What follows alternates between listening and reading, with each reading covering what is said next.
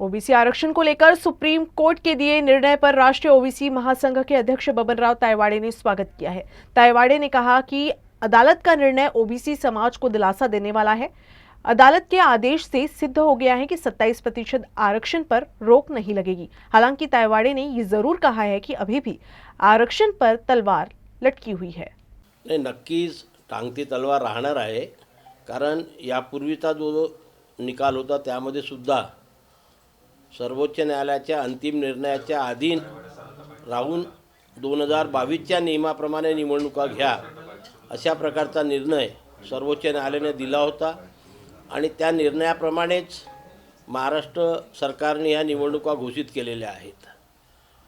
पण आज आनंदाची गोष्ट अशी आहे सर्व ओबीसी समाजाकरता की ज्या नगरपंचायत नगर परिषदाच्या निवडणुका येत्या 2 तारखेला होऊ घातलेल्या आहेत आणि महानगरपालिका जिल्हा परिषदेच्या निवडणुकीची घोषणा थोड्याच दिवसामध्ये होणार आहे।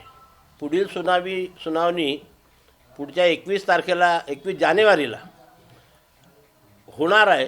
पण एकदा ह्या निवडणुका पार पाडल्यानंतर आणि सर्वोच्च न्यायालयाचे स्वतःचेच हे निर्णय होत असल्यामुळे पुढे सुद्धा त्या निवडणुका रद्द होतील असं मला वाटत नाही। कारण परवा मंगळवारी झालेल्या सुनावणीमध्ये सर्वोच्च न्यायालयाने एक जे संकेत दिले होते की ओबीसी समाजाला सुद्धा 27% आरक्षण कसं देता येईल याच्यावरती आमचा विचार सुरू आहे आणि म्हणून तशा प्रकारचा विचार सुरू असल्यामुळेच आज या कोणत्याही निवडणुकीला सर्वोच्च न्यायालयाने स्थगिती दिली नाही।